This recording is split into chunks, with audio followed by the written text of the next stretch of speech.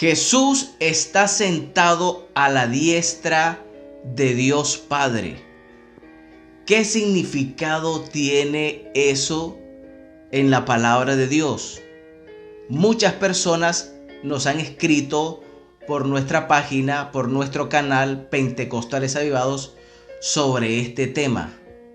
¿Qué significa la diestra de Dios? ¿Será que es como muchos entienden? De que Dios está sentado y a su derecha, esta es mi mano derecha, a su derecha hay otro sentado con él, como si en el cielo hubiesen dos tronos. ¿Será que eso significa en realidad que Jesús está sentado a la diestra de Dios? ¿Será que Dios tiene mano derecha, mano izquierda, pie derecho, pie izquierdo? ¿Será que en realidad eso enseña la Biblia? En el cielo hay dos personas divinas y hasta tres personas divinas, piensan algunos. Y toman el pasaje bíblico donde dice que Jesús está sentado a la diestra de Dios. Olvidándose ellos realmente, hermanos, como dice en Juan 4:24, que Dios es espíritu. Tengamos pendiente eso para poder entender qué significa que Jesús está sentado a la diestra de Dios. Dios es espíritu. Una vez el Señor le dijo a Tomás, Tomás, mete tu mano en mi costado, porque un espíritu no tiene carne ni hueso como veis que yo tengo.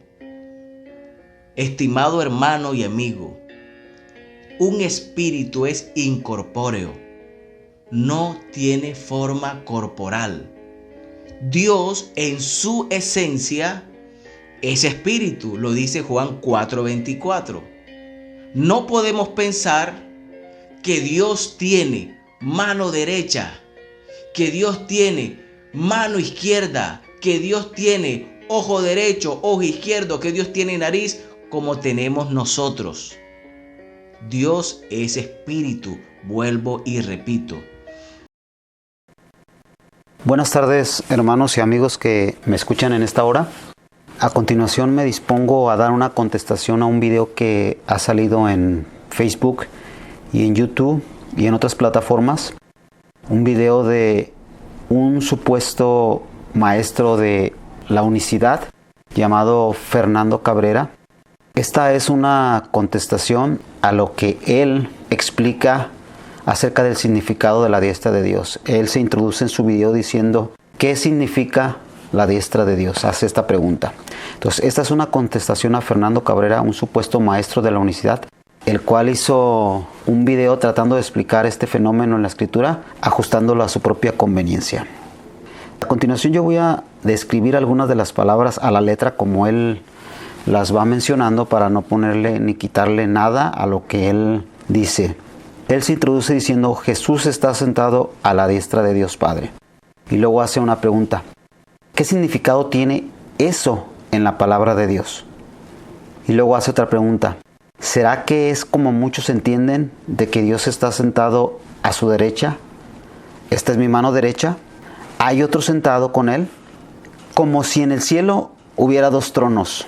Esto que estoy describiendo lo está mencionando él a la letra. ¿Será que eso significa en realidad que Jesús está sentado a la diestra de Dios? ¿Será que Dios tiene mano derecha, mano izquierda, pie derecho, pie izquierdo? ¿Será que en realidad eso enseña la Biblia? Estas son algunas de las preguntas que hizo en su introducción de su video. Ya ustedes lo van a ver con calma. El primer argumento de esta persona se encuentra en el minuto 1:49, el cual dice así a la letra. Como dice en Juan 4:24, que Dios es espíritu. Tengamos pendiente eso para poder entender qué significa que Jesús está sentado a la diestra. Es decir, tenemos que tener en cuenta Juan 4:24, donde dice Dios es espíritu, para luego entender lo que dice el libro de Hechos, me parece en el capítulo 7, en el caso de Esteban, cuando él ve a Jesús a la diestra del Padre o a la diestra del poder de Dios o a la diestra del trono, como ustedes lo quieran ver. Enseguida utiliza él Lucas 24, versículo 39, para poder defender que Dios no tiene derecha ni izquierda. Veamos a continuación el texto de Lucas 24, 39, que dice sí, así a la letra. Mirad mis manos y mis pies, que yo mismo soy. Palpad y ved, porque un espíritu no tiene carne ni huesos como veis que yo tengo. Lo primero que debemos notar es que este texto no menciona por ningún lado la palabra derecha, ni tampoco la palabra izquierda, ni que un espíritu no tiene manos ni pies. Lo único que dice es que un espíritu no tiene carne ni huesos. Es decir, él está ya de antemano añadiéndole algo a la palabra que no dice y está suponiendo algo que la palabra no dice por ningún lado. La regla es que no debemos agregarle a la Biblia cosas que no dice, suposiciones que hagan que ella encaje con nuestra doctrina. Este sujeto intenta demostrar que por el hecho de que un espíritu no tiene carne ni hueso, luego entonces tampoco tiene cuerpo y mucho menos puntos cardinales. Entiéndase como puntos cardinales, o más bien los puntos cardinales son los 4 sentidos que conforman un sistema de referencia cartesiano para representar la orientación en un mapa o en la propia superficie terrestre, norte, sur, este, oeste, etc. Si esto fuera verdad, entonces tendríamos a un Dios desorientado, sin sentido, que no tiene puntos de referencia izquierda, derecha, espalda, frente, norte, sur, cuando la Biblia nos muestra todo lo contrario de manera literal. Note, primero, que todo lo que va a decir este supuesto maestro Fernando no está en la Biblia. Nunca muestra un texto de lo que él está diciendo, solamente son explicaciones y suposiciones. En el minuto 2:26, este sujeto afirma que un espíritu es incorpóreo y no tiene forma corporal. Pero la pregunta es, ¿dónde dice la Biblia esto? Señor Fernando, ¿dónde dice la Biblia que un espíritu no tiene cuerpo, que es incorpóreo? Nuevamente vemos que nuestro amigo está diciendo algo que la Biblia no dice y lo está asegurando como si fuera verdad, sin probar por ningún lado su punto. Primero tienes que probarlo con la Biblia y después asegurarlo. Es por esta razón que debemos analizar la Biblia con seriedad y no creer a cualquier persona que venga a decirnos este tipo de cosas solamente porque hace videos en internet. Ahora, veamos este argumento con seriedad y con Biblia en mano. Para esto hacemos una pregunta. ¿Por el hecho de que un espíritu no tiene carne ni sangre, demuestra esto que tampoco tiene cuerpo? La respuesta rápida es no. La Biblia dice claramente que hay cuerpos terrenales y cuerpos celestiales. Esto lo dice 1 Corintios capítulo 15, versículo 40, al cual cito a la letra. Y hay cuerpos celestiales y cuerpos terrenales, pero una es la gloria de los celestiales y otra la gloria de los terrenales. Quizás alguno me va a decir de este texto, es que se está hablando de la resurrección futura, del cuerpo que los santos obtendrán al resucitar entre los muertos. Y es verdad, todo el contexto está hablando del futuro de los santos en la resurrección.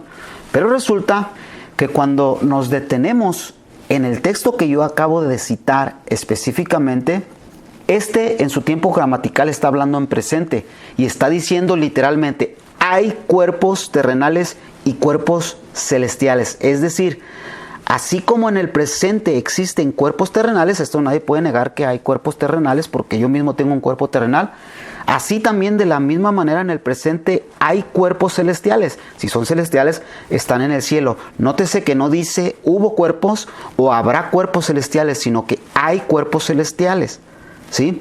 Entonces, note esto que yo le estoy queriendo demostrar. Esto nos indica bíblicamente que las personas o seres humanos obtendremos un cuerpo espiritual sin limitaciones.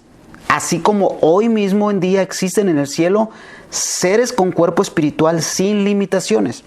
El hecho mismo de que Dios haya dicho en Génesis 1:26, hagamos al hombre a nuestra imagen y conforme a nuestra semejanza, esto nos indica con claridad que el hombre tiene mucha semejanza a Dios, un gran parecido a Dios, pero ¿en qué se parece a Dios? ¿Cuál es la semejanza del hombre a Dios?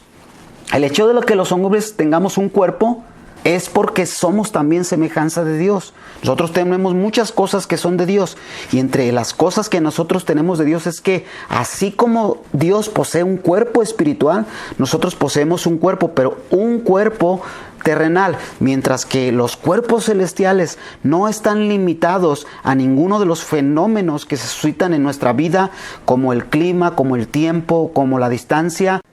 Los cuerpos celestiales no tienen esta limitación que estoy yo describiendo. Analicemos un texto en el cual el profeta Daniel mira a Dios y dice literalmente que tiene un cuerpo. Estoy hablando de el libro de Daniel en el capítulo 10, versículo 5, y dice: alcé mis ojos y miré, y he aquí un varón vestido de lino, y ceñidos sus lomos de oro y de ufaz. Y luego el versículo 6 dice: su cuerpo era como el berilio. A continuación comienza a describir lo que en su percepción él le parece como era su cuerpo, pero al final lo que nos importa es que está diciendo que ese que está describiendo, que muchos comentaristas dicen que es Jesús, tiene un cuerpo, porque dice su cuerpo. Ahora bien, también Jesús indirectamente afirmó que los espíritus tienen cuerpo. Y esto lo dijo en Mateo 5:29 y también en el 5:30, cuando dice: por tanto, si tu ojo derecho te es ocasión de caer, sácalo y échalo de ti, pues mejor te es que se pierda uno de tus miembros y que no todo tu cuerpo sea echado en el infierno. Ahí está. ¿Cómo puede ser echado un cuerpo en el infierno? Pues es que es un cuerpo, no es un cuerpo material, con materia como la que nosotros conocemos, sino un cuerpo inmaterial, un cuerpo espiritual. Como podemos ver, las palabras de este personaje llamado Fernando son solo eso, palabras. Además de mostrarnos que pues tiene muy pobre conocimiento de las escrituras, de las gramáticas y otras cosas. En el minuto 2, segundo 50, sigue especulando y dice: no podemos pensar que Dios tiene mano derecha, mano izquierda, ojo derecho, ojo izquierdo, que Dios tiene nariz como tenemos nosotros. Hasta aquí debo reconocer que al final de esta frase, por primera vez en su discurso de casi 3 minutos, dice una verdad. Dios no tiene ojos o nariz como tenemos nosotros. Eso es verdad, es una verdad. No tiene manos como nosotros, no tiene ojos, pero la mentira está detrás de ahí. Porque el hecho de que no tenga manos como nosotros no quiere decir que no tenga manos. Porque la Biblia afirma, no una, no 2 veces, cientos de veces, que Dios tiene mano derecha, que Dios tiene mano izquierda, que Dios tiene pie, que Dios tiene ojos, que Dios tiene boca para hablar, etcétera, etcétera. Ahora, voy a demostrar brevemente con la Biblia lo que estoy diciendo. ¿Dios tiene mano? La respuesta es sí. Y hay muchísimos pasajes, tales como Job 19:21, solamente describiré 1 o 2 pasajes, Salmos 10, versículo 12, Salmos 95, versículo 7, etc. No terminaríamos porque hay cientos de pasajes que hablan de esto. Ahora, ¿Dios tiene derecha o izquierda? La respuesta es sí. Él tiene derecha y tiene izquierda, o como la Biblia le dice, diestra y siniestra, derecha o izquierda. Esto lo dice Salmos 48:10, Isaías 41:10, etc. Siniestra o izquierda, por ejemplo, Daniel 12, versículo 7 habla de esto. ¿Dios tiene rostro? Sí. Génesis 33:10. ¿Dios tiene ojos? Sí. Salmos 36:1. Y para cada una de las cosas que he dicho, hay muchísimos pasajes que yo les puedo demostrar. Como podemos ver, se puede demostrar que lo que dice este maestro llamado Fernando no tiene ningún sustento bíblico. Y es una mentira vil que niega la propia Biblia. La pregunta sería: señor Fernando, maestro de la unicidad, esta es la pregunta. ¿Dónde dice la Biblia literalmente que Dios no tiene rostro, que Dios no tiene manos, ni izquierda, ni derecha? Si usted está afirmando algo, usted lo tiene que demostrar con la Biblia. Yo estoy afirmando que Dios sí tiene mano derecha, mano izquierda, que Dios sí tiene pies, que sí tiene ojos, que sí tiene boca, y se lo estoy demostrando con la Biblia literalmente, sin especulaciones ni suposiciones. Deme un pasaje donde usted haya visto en la Biblia que Dios no tiene mano derecha, mano izquierda, pie derecho, que no tiene puntos cardinales. ¿Dónde lo leyó usted en la Biblia? Si usted no me lo puede demostrar con la Biblia, entonces usted está enseñando mentiras que no dice la Biblia y son sus suposiciones, sus especulaciones, pero no las de la Biblia. No haga mentiroso a Dios y no haga mentiroso a la Biblia. En el minuto 3:13, ahora va a dar el Señor una explicación, es decir, este sujeto va a dar una explicación personal de lo que según él significa diestra, y para ello toma para sí Éxodo 15:6, donde dice: tu diestra, oh Jehová, ha sido magnificada en poder. Él sigue diciendo otra cosa, dice, este pasaje nos indica, nos muestra, estoy leyendo a la letra, vuelvo a repetirlo a la letra como él lo dijo, abro comillas, este pasaje nos indica, nos muestra, nos enseña que la diestra de Dios, la diestra de Jehová, ha sido magnificada, ha sido representada, ha sido mostrada en poder, cierro comillas. Para empezar, mi querido Fernando, este pasaje solamente dice, tu diestra, oh Jehová, ha sido magnificada en poder. No dice que ha sido representada ni mostrada en poder. Pero yo estaba esperando una explicación, una exégesis de Éxodo 15:6 cuando tú brincas rápidamente a otro texto que nada tiene que ver con esto para poder demostrar lo que este texto, según tú, dice. Entonces, después de haber agregado palabras al texto, das un salto a Salmos 91 donde dice, con tus plumas te cubrirá y debajo de tus alas estarás seguro. A continuación, entonces, hablas de las plumas y de las alas haciendo algunas preguntas. ¿Será que a alguien se le va a ocurrir en su mente que Dios tiene alas, que Dios tiene plumas?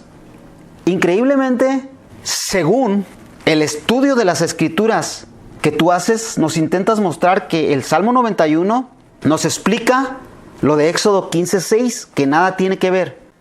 Y que por esta razón Éxodo 15:6 nos habla de un lenguaje figurado o metafórico, aunque absolutamente nada tiene que ver el uno con el otro. Es verdad que la Biblia tiene infinidad de maneras de hablar y que en ocasiones usa la retórica, que es el arte de embellecer la palabra y que a su vez tiene 110 figuras de lenguaje, las cuales estoy seguro que tú no lo has leído. Y no porque pueda asegurar esto, sino porque en tu video puedo demostrar tu pobre conocimiento de este asunto. Una regla de la hermenéutica, mi querido Fernando, es que no podemos hacer doctrina de un solo texto y no podemos confundir manzanas con peras. Mientras que en un lenguaje metafórico hay muy pocos pasajes que presentan a Dios con alas y plumas, por el contrario, hay cientos, pero cientos de pasajes que lo presentan literalmente con manos, con pies, con ojos, etc. Lo que yo te recomendaría es que estudies la retórica y que aprendas a diferenciar cuando la Biblia habla así o cuando de manera literal, y que demuestres con la gramática y no solo porque a ti se te ocurrió decir esto o porque tú lo ordenas. Ahora, tomemos tu propio argumento como válido y hagamos una dinámica. Veamos, por ejemplo, el caso de Jesús mirando hacia Jerusalén en Mateo 23:37, que dice a la letra así: Jerusalén, Jerusalén, que matas a los profetas y apedreas a los que te son enviados. ¿Cuántas veces quise juntar a tus hijos como la gallina junta a sus polluelos debajo de las alas y no quisiste? ¿Qué vamos a concluir? ¿O qué vas a concluir, Fernando? Que Jesús, por representarse a sí mismo como una ave que cubre a sus polluelos, entonces Él no tiene manos y no tiene pies. Eso es ridículo. Tienes que entender lo que es hablar en un lenguaje retórico, en un lenguaje que embellece la palabra, en un lenguaje metafórico. Ciertamente hay muchos pasajes con lenguaje retórico, pero generalmente cuando se habla del cuerpo, es decir, de las manos, de los pies, de los ojos, de la frente, del cabello, no tiene nada que ver con retórica o metáforas. Ahora, vayamos al diccionario para que te quede un poquito más claro esto. ¿Qué es la metáfora? El diccionario dice que es una comparación entre dos cosas que no están relacionadas de otro modo. Figura retórica de pensamiento por medio de la cual una realidad o concepto se expresan por medio de una figura o concepto diferentes con lo que se representa. Ahora, aquí habla de dos cosas. Habla de un concepto y de una realidad y de cómo se expresa esa realidad por medio de un concepto. Ahora, hagámonos una pregunta. La mano, pie, ojos, nariz, frente, ¿es un concepto metafórico o es una realidad concreta? La respuesta es, estas cosas son una realidad. La mano, los pies, los ojos, es una realidad, no es algo metafórico.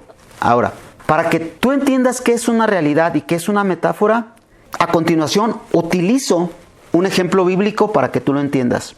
Y estoy hablando de Eclesiastés 12, versículo 3. Cuando temblarán los guardas de la casa y se encorvarán los hombres fuertes, y cesarán las muelas porque han disminuido, y se oscurecerán los que miran por las ventanas, y las puertas de afuera se cerrarán por lo bajo del ruido de la muela, cuando se levantará a la voz del ave, y todas las hijas del canto serán abatidas. Aquí vemos un claro ejemplo de la metáfora y la retórica, en donde una realidad es representada de manera bella. Mira lo que te voy a decir. ¿Qué es una realidad? Bueno, Eclesiastés está hablando de la vejez, de un hombre cansado, de un hombre con días. Entonces vemos aquí este ejemplo claro, metafórico dentro de la retórica, en donde esa realidad de esa vejez es representada de manera bella, en donde los guardas de la casa son las piernas y los brazos, donde los fuertes es la espalda, los que miran por las ventanas son los ojos. La voz del ave es el habla de la persona. Las hijas del canto son las cuerdas vocales. Note que la expresión metafórica en este texto nunca elimina la realidad de la situación de un hombre viejo, lleno de días y cansados. Más bien la expresa de manera metafórica. ¿Sí? Ahora, tomemos el mismo texto que tú, Fernando, has tocado como ejemplo para demostrar tu punto. Esto es Salmos 91, versículo 4, aunque creo que no lo mencionaste, el cual dice a la letra de la siguiente manera: con sus plumas te cubrirá y debajo de sus alas estarás seguro. Y luego tú haces la pregunta, ¿será que a alguien se le ocurre que Dios tiene plumas o alas? Como ya vimos que la intención de la metáfora es mostrarnos en ellos una realidad, sustituida por una figura metafórica. En este momento, lo que nos toca en este texto es identificar en este pasaje cuál es la realidad y cuáles son las figuras metafóricas que la sustituyen a esa realidad. Bueno, como es de esperarse, no es muy difícil identificar las figuras metafóricas, las cuales son plumas y alas. Estas son las palabras con las cuales el escritor intenta demostrarnos una realidad. En este caso, quizás este maestro noticiario dice una verdad, que este texto habla en sentido figurado, en metáfora, y que no necesariamente Dios tiene alas ni plumas, pero también demuestra, mi querido Fernando, un gran desconocimiento en el tema al no hacer un ejercicio de análisis serio en cuestión del texto. Te lo explico de la siguiente manera. Como ya identificamos las palabras metafóricas, ahora nos toca identificar cuáles son las palabras reales dentro del texto sustituidos por la metáfora, y esto es bastante simple. Las plumas están sustituyendo a la protección de Dios, su pecho, su cobijo, su abrigo. Ese Dios amoroso que nos da seguridad, así como una gallina junta sus polluelos, y las alas sustituyen los brazos y las manos de Dios. Solo que el escritor quiere embellecer su relato con una figura de lenguaje y omite decir manos, brazos, pecho, para luego cambiar estos conceptos por las palabras plumas y alas. De esta manera nos damos cuenta que tu mismo ejemplo, señor Fernando, que el mismo ejemplo que tú estás dando por ignorar las reglas gramaticales, por ignorar la gramática, contradice lo mismo el análisis que tú estás haciendo. El mismo ejemplo, pues, que tú das, destruye tu propia postura de manera simple, porque él mismo nos está diciendo que Dios tiene manos y pechos y brazos, y que él lo está ejemplificando por medio de una metáfora en donde utiliza estas figuras de lenguaje.